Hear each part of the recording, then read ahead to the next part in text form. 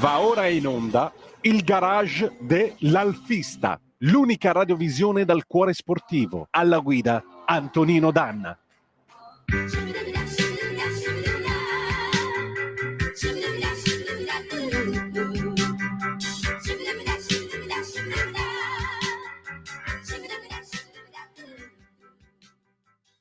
Buongiorno Antonino, a te la linea. Buongiorno a te, cara Sveva, e buon lavoro, amiche e amici miei, ma non dall'avventura. Buongiorno, siete sulle magiche onde di Radio Libertà. Questo è il garage dell'Alfista, io sono Antonino Danna e questa è la puntata di oggi, sabato 3 maggio dell'anno del Signore 2025. Cominciamo la nostra trasmissione, vi ricordo date il sangue, in ospedale serve sempre. Salverete vite umane, chi salva una vita umana salva il mondo intero. Secondo appello, radiolibertà.net, spesso chi non lo legge perché vi perdete i liberamente del direttore responsabile Giovanni Sallusti, gli auto da fe di Giulio Cainarca, la rassegna stampa di Sammy Varin con me in temporanea supplenza, le videopillole e molto altro ancora. 340 670 9659 le vostre zappe, oppure 029294 7222 se volete telefonare. Allora, di che cosa parliamo oggi? Visto che siamo in tema di conclave, parliamo di papamobili. Direte voi, ma l'Alfa Romeo non ha mai prodotto una papamobile, e invece una papamobile c'è.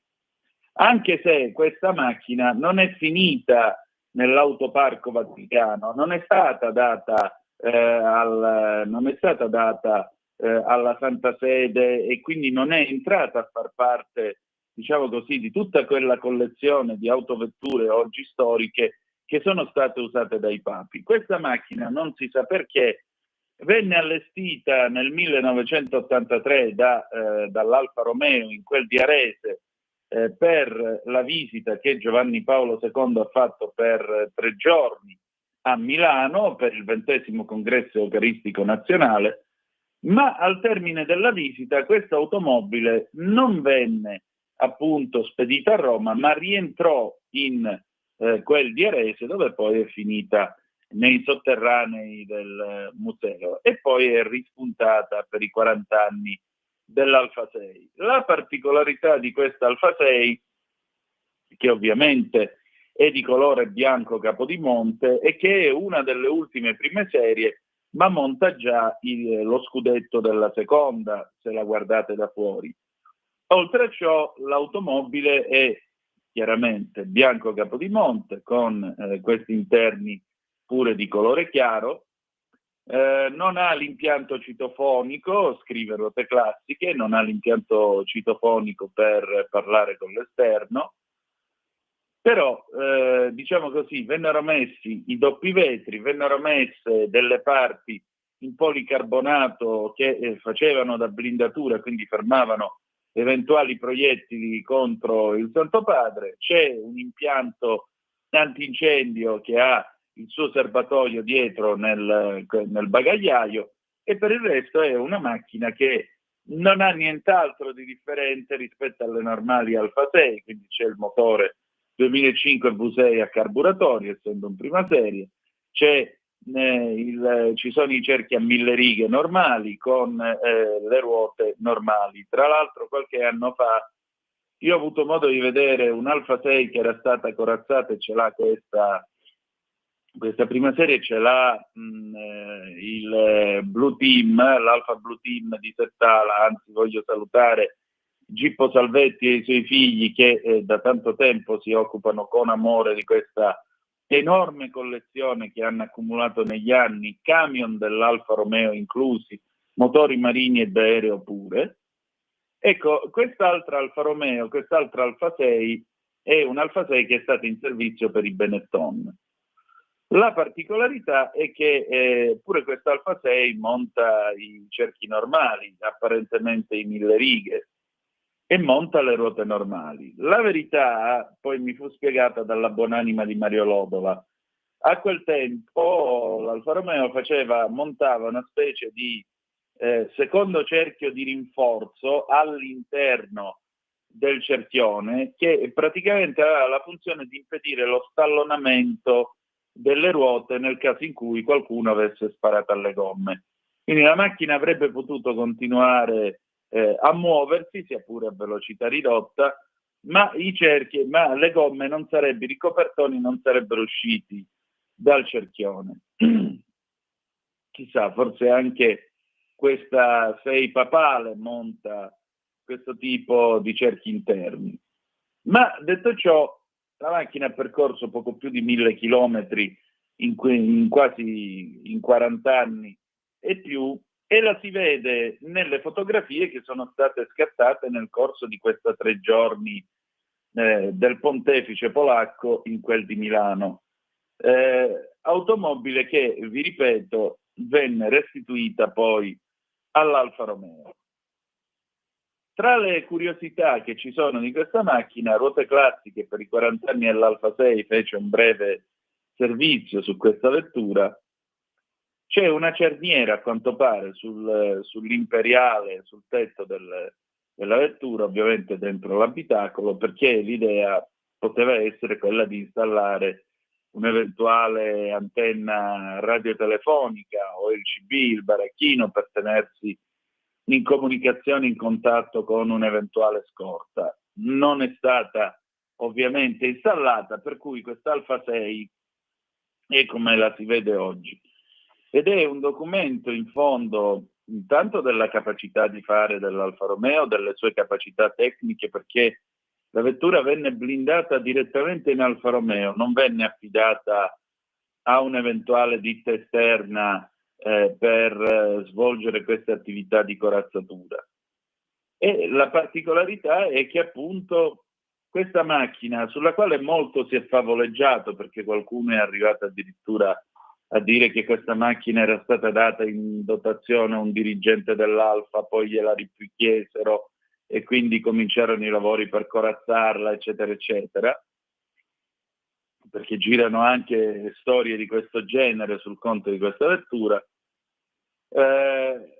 Questa macchina è l'espressione della tecnologia, dell'arte, della maestria dell'Alfa Romeo, e se vogliamo è anche espressione del rango e della dignità di quel modello così dimenticato e bistrattato che è la 6, perché vi vorrei ricordare che al tempo in cui Papa Wojtyła usava per 3 giorni questa automobile, il Presidente della Repubblica si chiamava Sandro Pertini e di Alfa 6 in dotazione ne aveva 2, tutte e 2 ovviamente di colore blu scuro, che poi sono state distrutte. Una è stata distrutta in un incidente che vide coinvolto Antonio Maccanico, che era allora il segretario della Presidenza della Repubblica, e ovviamente se la cavarono perché l'Alfa Romeo aveva molto sottolineato la rigidità e la robustezza della cellula abitativa della 6.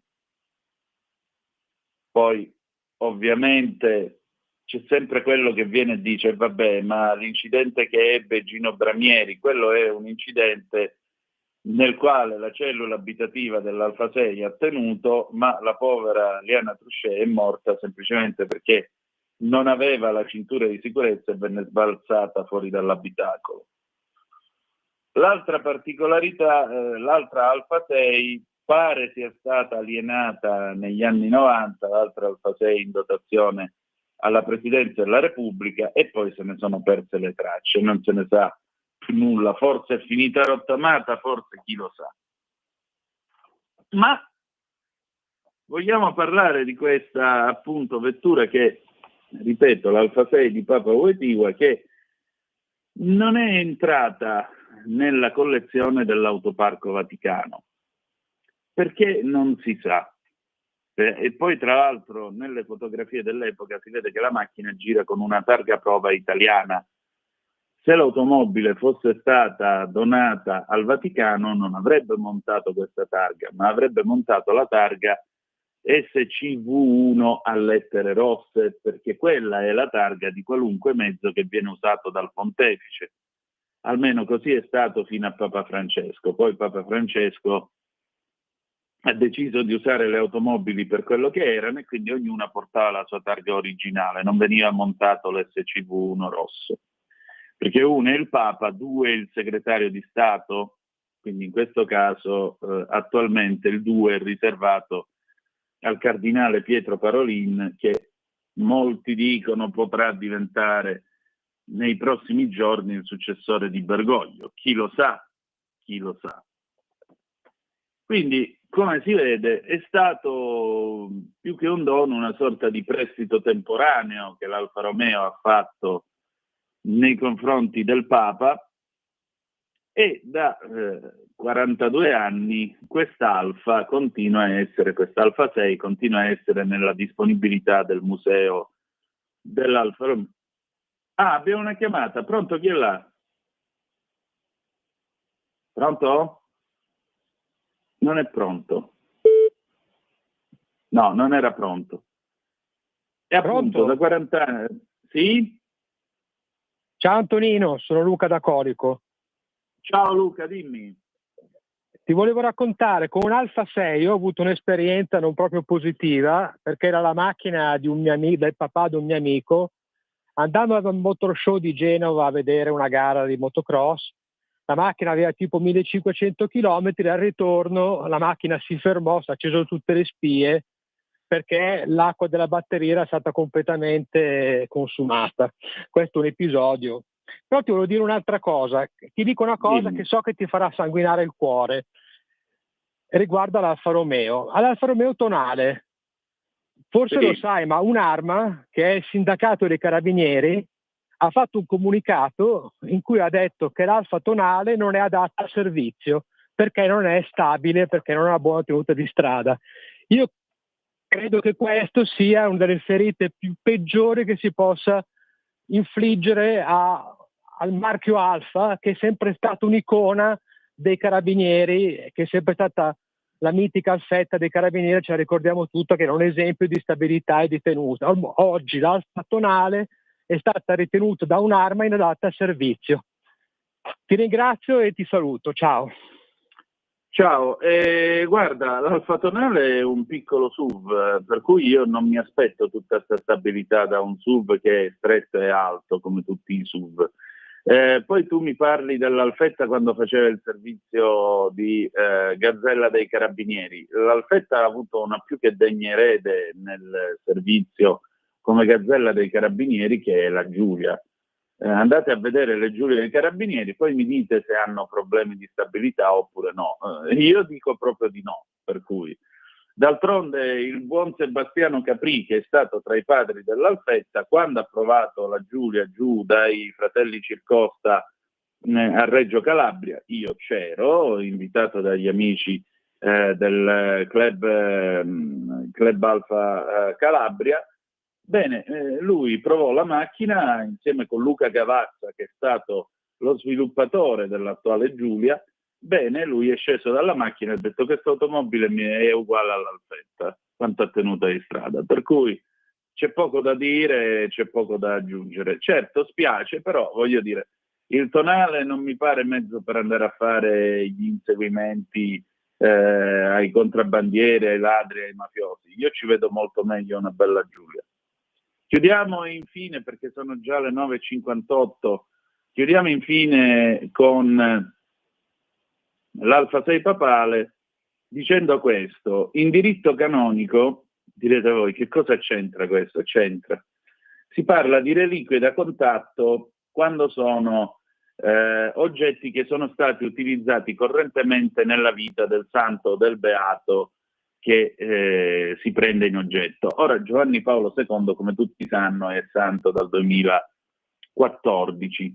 Certo, la macchina l'ha usata soltanto 3 giorni, però non si può negare che è stato un oggetto di uso corrente nella vita del santo, per cui probabilmente quest'Alfa 6 di colore bianco Capodimonte è la più santa delle Alfa Romeo, o comunque la più santa delle Alfa 6, perché esiste ancora una 6C 2005 decappottabile, che è stata invece l'automobile di servizio di un altro santo che era arcivescovo di Milano e si chiamava Giovanni Battista Montini, poi divenuto Paolo VI, che regnò tra il 63 e il 78. Quindi questa, la Alfa 6 usata da Papa Wojtyła, è la più santa di tutte le Alfa 6 cilindri a V. Poco ma sicuro.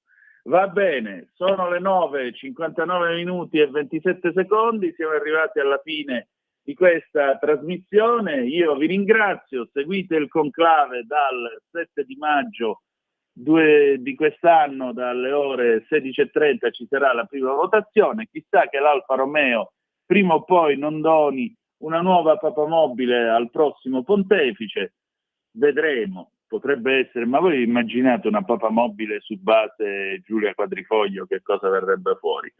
Lasciamo stare. Va bene, chiudiamo qui. Lunedì alle 7:30 la rassegna stampa e poi alle 18 Zoom. Se avete voglia, sabato 10 maggio saremo ancora qui con il garage dell'Alfista. Grazie a tutti e ricordate che the best is yet to come, il meglio deve ancora venire. Vi ha parlato Antonino Danna. Buongiorno. Avete ascoltato il garage dell'Alfista.